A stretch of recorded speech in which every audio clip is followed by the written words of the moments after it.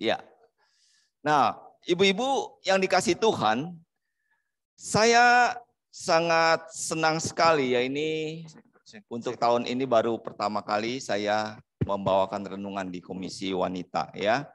Jadi Komisi Usia Indah selalu mengharapkan juga dari ibu-ibu yang berusia 55 tahun ke atas ya. Jadi batasannya untuk usia indah itu 55 tahun. Ya, jadi ibu-ibu juga bisa ikut ya. Nanti Januari itu ada HUT usia indah yang ke-7. Ya. Jadi tolong bisa ikut, Komisi Wanita juga diundang untuk hadir ya. Tapi sekali lagi ya, nanti ada kuis. Nah, kuisnya itu hanya berlaku untuk yang 55 tahun ke atas ya. Jadi ibu-ibu yang di bawah ya nggak boleh ikut kuis. Ikut persekutuannya boleh ya, tapi kuisnya nggak boleh ya. Oke ya, kayak seperti tahun yang lalu begitu, tahun ini jadinya ya. Oke, baik ibu-ibu yang dikasih Tuhan, tema yang diberikan kepada saya bersukacita ya, sebuah tema yang sangat-sangat umum sekali yang bisa kita renungkan, tetapi seringkali mungkin kita agak sedikit berbeda sekali ya, berbeda dalam pengertian bahwa apa yang kamu katakan sukacita dengan apa yang saya mengerti tentang sukacita kadang-kadang berbeda. Ya, kadang-kadang berbeda. Nah, berbedanya di mana, ibu-ibu? Tolong perhatikan gambar ini. Ya. Ada orang mengartikan sebuah sukacita itu adalah dengan shopping, belanja. Ya, saya percaya sekali bukan hanya ibu-ibu yang suka belanja, bapak-bapak juga ya suka belanja, apalagi sekarang lebih mudah. Ya, dengan online. Jujur saja saya juga sering belanja online begitu ya. Saya juga suka belanja karena kenapa? Satu, karena nggak perlu lagi kita keluar ke toko ya. Ya, cukup lewat HP kita lihat kira-kira barangnya bagus, harganya oke, ya. Riwayat belanjanya juga bagus gitu ya, banyak bintang 5-nya. Saya belilah. Ya, barang itu ya, baju misalnya ya, sepatu buat olahraga saya begitu, saya beli. Ya. Jadi orang mengartikan saya bersukacita, saya senang belanja. Betul nggak Bapak Ibu? Ibu Bapak lagi ya. Biasanya suka di umum ya. Betul nggak Ibu-ibu? Ya, boleh. Benar juga ya. Benar ya. Saya senang belanja. Salah nggak? Nggak salah. Ya, nggak salah sama sekali. Ya, cuman memang benar harus diatur keuangannya ya. Betul ya? Ya, harus diatur keuangannya. Berikutnya juga dikatakan bahwa saya bersukacita kalau saya traveling. Nah, di sini nih, siapa yang sering traveling? Ya, jalan-jalan. Ya, jalan-jalan itu nggak harus ke luar negeri. Ya, mungkin di dalam negeri juga banyak sekali tempat-tempat wisata yang bisa kita nikmati. Banyak banget. Ya, juga mungkin di daerah Jabodetabek, nggak usah sampai ke Jawa sana ya, Jawa Timur apa Jabodetabek tuh banyak. Banyak sekali tempat sekarang ini. Cuman karena mungkin pandemik jadi dibatasi. Ya, saya senang, saya gembira, saya bersukacita kalau saya bisa traveling. Apalagi tuh ada ke Roma, ya, Prancis ada menara tuh, ya, ke Amerika, ke Korea, ya, ketemu dengan bintang-bintang film, seneng ya, ya traveling ke sana begitu. Saya bersukacita kalau saya traveling. Nah, ini yang paling umum. Ini yang udah paling umum. Ya, saya bersukacita, saya senang kalau saya punya harta. Ya, kalau saya punya duit yang banyak, bukan hanya rupiah. Ya, sekarang lagi tren katanya Bitcoin ya. Saya nggak tahu tuh ya, gimana ya mata uang apa itu ya, digital ya. Ya, kripto katanya juga ada seperti itu. Ya, banyak sekali. Kalau saya punya uang, punya harta, maka saya bersukacita. Saya senang. Pertanyaannya, apakah kalau kita mendapatkan semuanya ini, ya, benar nggak kita itu benar-benar bersuka cita? Sekali lagi ya ibu-ibu yang dikasih Tuhan, ini semua nggak salah. Ya, nggak salah. Kita punya keinginan untuk banyak uang, ya. Tapi masalahnya bagaimana kita mendapatkan uangnya itu? Apakah hasil korupsi? Apakah hasil menipu? Atau kita bekerja keras? Ya, demi keluarga saya bekerja keras, saya menabung. Nggak salah sama sekali. Tetapi kalau kita perhatikan di dalam kekristenan, ternyata ada semacam sebuah pengertian yang berbeda. Ya, jadi kalau senang, saya bersuka cita, ya, itu dikatakan bahwa saya harus sering belanja, sering traveling, punya uang banyak, punya harta yang banyak, belum tentu loh. Saya senang hidup saya. Setuju nggak? Setuju nggak? Belum tentu. Ya. Saya kadang-kadang kalau lagi naik motor gitu ya, ngelihat abang tukang beca gitu ya, sekarang udah ada ya beca ya, suka tidur di becanya sambil begitu nyenyak sekali. Pernah nggak ayah ya, ibu-ibu pernah nggak ngelihat tukang beca tidur nyenyak sampai ngoroknya tuh kedengeran ya? Bayangin tuh ya, naik motor kan jarak sama trotoar kan cukup jauh ya, tapi kedengeran. Waduh. Saya dalam hati ya tersenyum juga gitu ya, tapi nikmat banget dia tidurnya ya. Tukang beca bisa menikmati tidur di becanya sendiri. Orang kaya banyak harta, belum tentu tidur dengan nyenyak seperti itu. Nah, ibu-ibu yang kasih Tuhan, ada sebuah pengertian yang berbeda dari iman Kristen kalau begitu.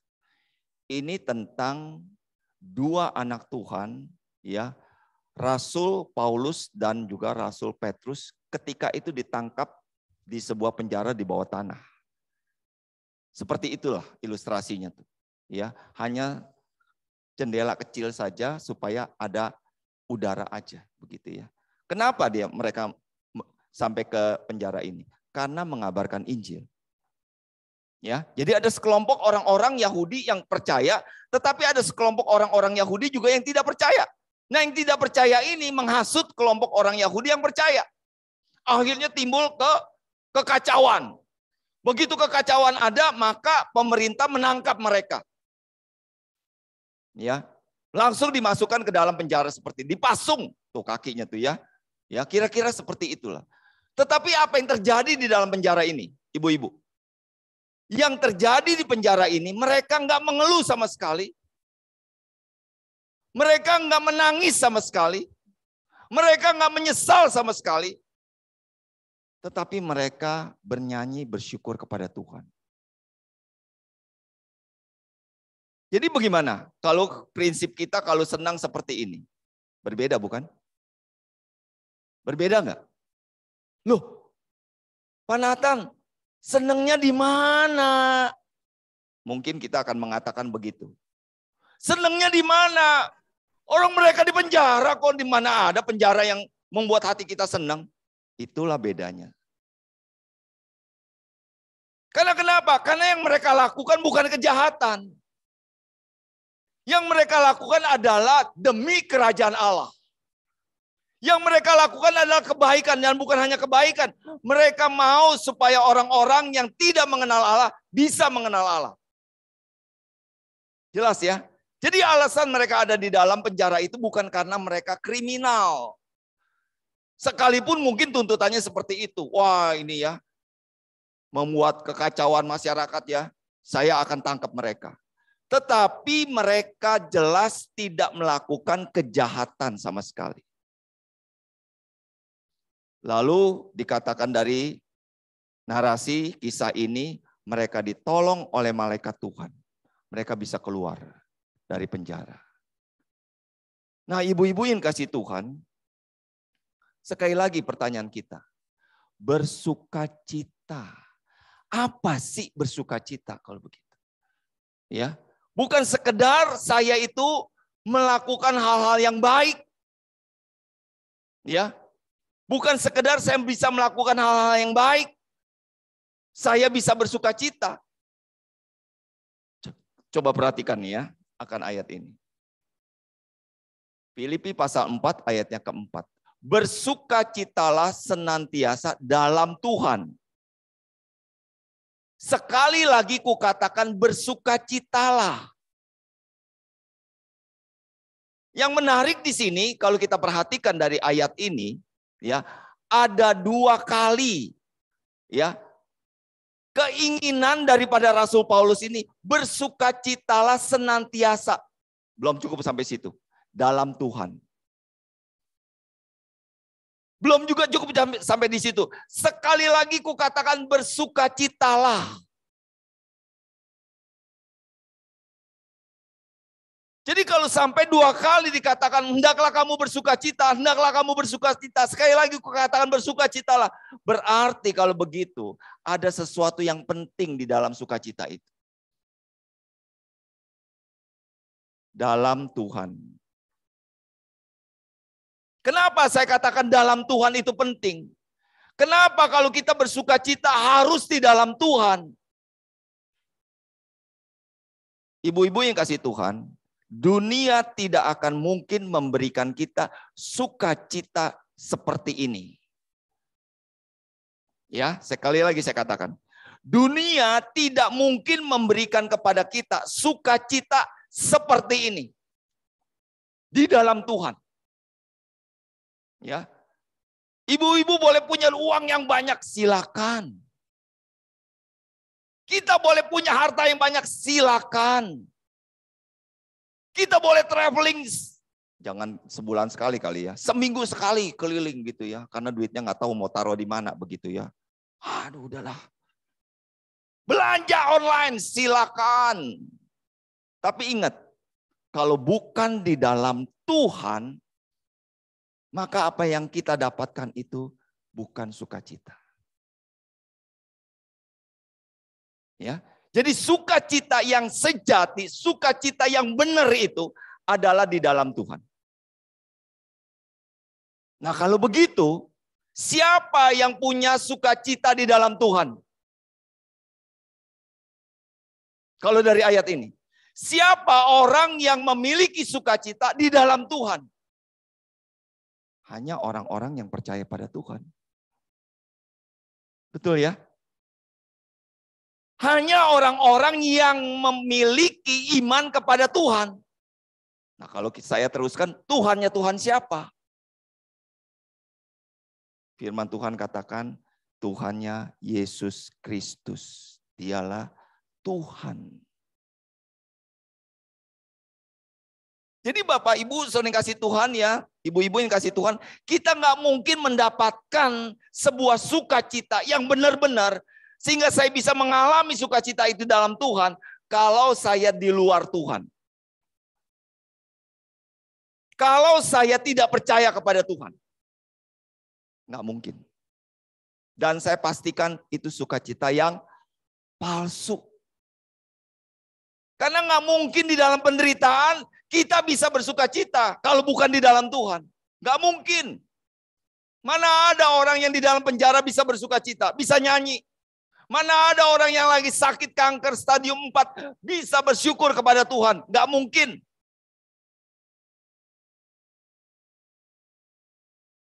Tadi pagi Pak Yakub sharing. Ada temannya dari sejak SMP katanya, remaja. Jadi kurang lebih sekitar temannya ini sudah melayani hampir 50 tahun. Bayangin. Baru kemarin berapa waktu ini meninggal katanya. Sakit dan tidak tertolong lagi. Sampai akhir hayatnya dia masih jadi guru sekolah minggu katanya. Sampai akhir hayatnya. Orang-orang yang besuk dia. Justru dia yang ngasih nasihat. Kamu melayani Tuhan baik-baik ya. Kamu semangat ya melayani Tuhan ya. Dia sendiri lagi sakit.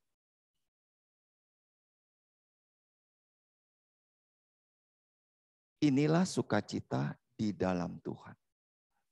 Dia nggak melihat bahwa kesakitannya, penderitaannya itu membuat dia alasan untuk tidak bersyukur. Untuk tidak bersukacita. Nggak ada alasan. Dia bersyukur, dia bersukacita kepada Tuhan. Karena dia dianggap layak melayani Tuhan sampai sakit, sampai meninggal. Saya tanya sama Pak Yakub, berapa banyak hamba Tuhan dihasilkan dari pelayanan dia? Ini gereja kecil katanya di desa. Ya. Kurang lebih ada sekitar 4-5 hamba Tuhan sudah dihasilkan dari desa itu. Kita jauh lebih gede gerejanya dibandingkan desa zaman dulu. Iya kan? Berapa banyak hamba Tuhan dilahirkan dari gereja ini. Dari pelayanan dia, ada sekitar 4-5 hamba Tuhan sudah dihasilkan. Gereja kecil, di kampung, di desa.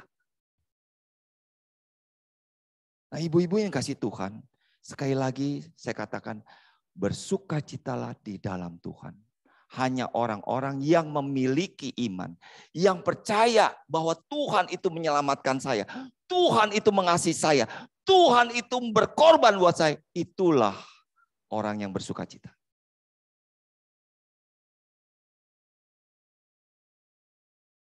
Lebih diperkuat lagi, tetapi buah roh ialah kasih, sukacita, damai sejahtera, kesabaran, kemurahan, kebaikan, kesetiaan, bla bla bla. Jadi pada waktu kita percaya kepada Tuhan Yesus yang menyelamatkan saya, yang berkorban buat saya. Firman Tuhan katakan sukacita itu seperti buah yang nampak ya dari kita. Gak mungkin gak ada. Sekali lagi, kita tidak mungkin bisa mendapatkan sukacita ini kalau kita di luar Tuhan. Karena sesungguhnya natur kita nggak mungkin bisa menerima. Kok saya sakit saya mesti bersyukur sih. Kok saya miskin saya mesti bersyukur sih. Logikanya di mana? Ya kan? Logikanya di mana Pak Nathan? Saya sakit kok mesti bersyukur? Nggak mungkin. Kalau bukan di dalam Tuhan. Karena itu dikatakan buah roh itu adalah sukacita. Betul kalau begitu. Karena Roh Kudus sendiri yang memberikan. Kemampuan sukacita itu Roh Kudus sendiri yang memberikan. Bukan dari kita. Dari kita ngeluh. Dari kita ngedumel.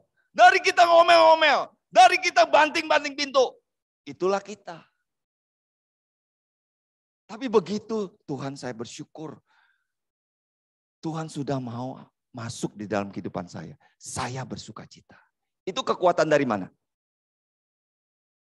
Roh Kudus.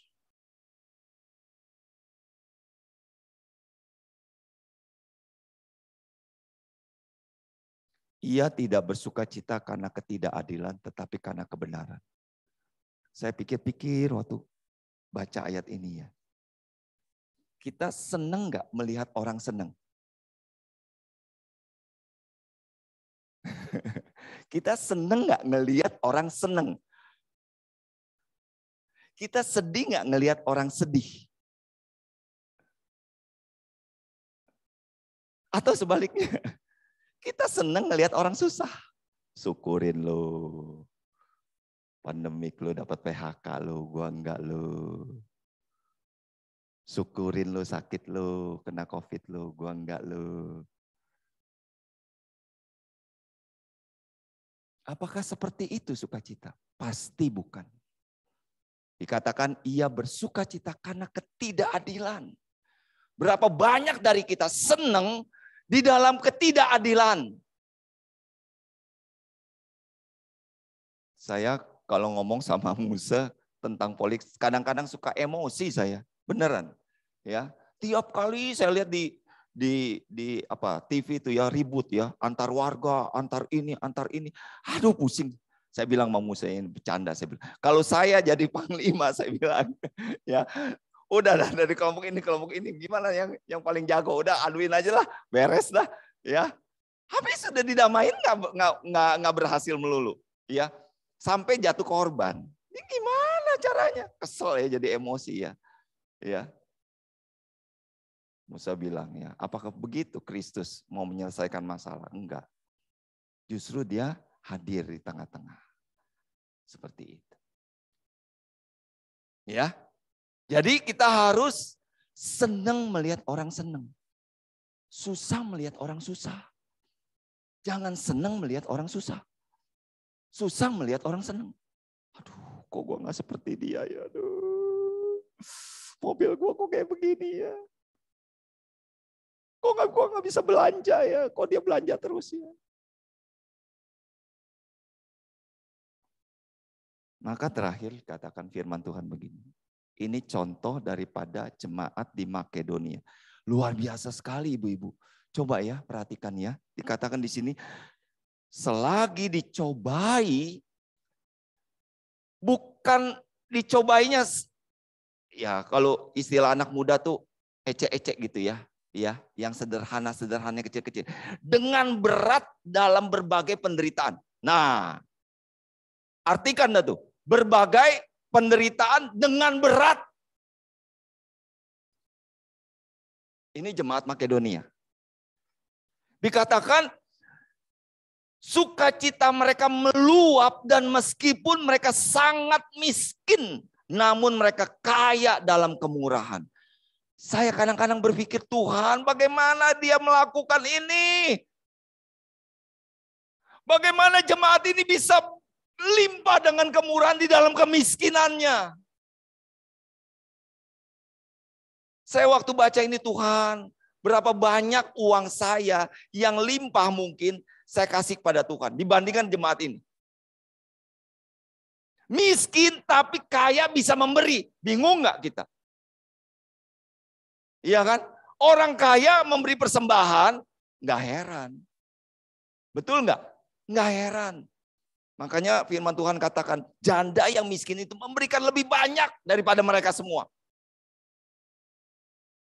Bukan berarti kita memberikan sedikit aja begitu ya. Yang penting kan hati. Ya, bukan juga seperti itu. Pasti di dalam diri kita ada ukuran yang pantas.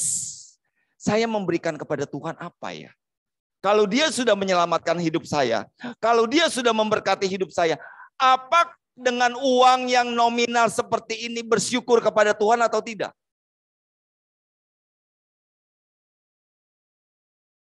Maka dikatakan firman Tuhan, namun mereka itu limpah di dalam kemurahannya. Inilah jemaat Makedonia. Sudah miskin, banyak penderitaan, tetapi bisa memberi. Sukacita dari mana kalau begitu? Kalau bukan dari Roh Kudus yang bekerja. Kalau bukan dari Tuhan. Maka sekali lagi inilah perbedaan pandangan dunia dengan kita. Ya, nanti pulang coba renungkan baik-baik. Mana hal-hal yang saya bisa syukuri kepada Tuhan? Istri, mertua, anak saya 2 kena COVID. Masuk rumah sakit. Jujur saya pusing sekali. Uang dari mana? Tapi Tuhan baik sekali lagi. Tuhan baik. Sediakan uang. Walaupun lewat orang. Sediakan uang. Pakai dulu penatan. Nggak ada duitnya. Setiap kali saya ketemu mereka. Saya katakan. Kalian sudah melewati fase di mana orang-orang bisa lewat. Kalau kalian tidak melayani Tuhan dengan baik-baik. Kalau kalian tidak bersyukur kepada Tuhan baik-baik. Kalian salah.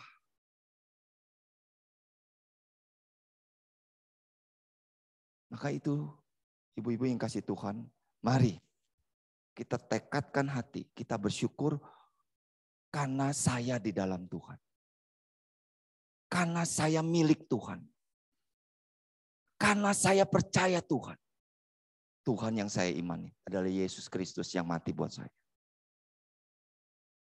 maka kekuatan itu sekalipun mungkin penderitaannya nggak selesai.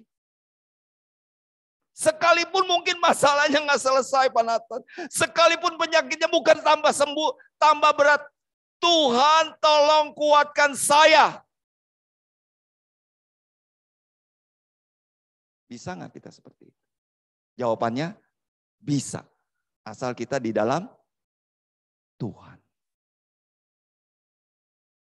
Jadi kalau kita di luar Tuhan, sekali lagi yang ada keluhan, ngomelan, caci maki, segala hal-hal yang mungkin membuat kita, percuma saya percaya Yesus kalau begini. Waduh, itu bahaya itu.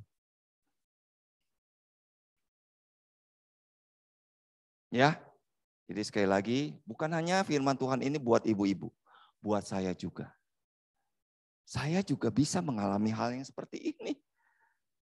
Diingatkan kembali, ya Tuhan tolong kuatkan saya. Tolong kuatkan saya. Mari kita satu hati kita berdoa.